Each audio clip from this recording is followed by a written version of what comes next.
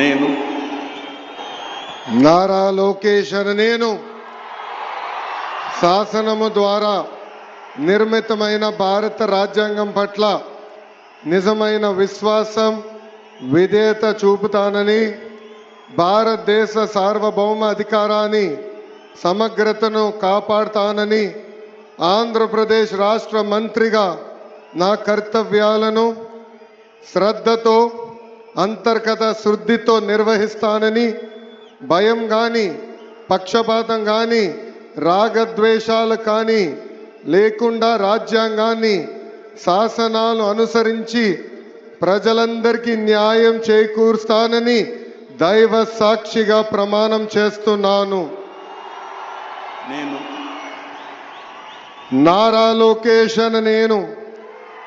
ఆంధ్రప్రదేశ్ రాష్ట్ర మంత్రిగా నా పరిశీలనకు వచ్చిన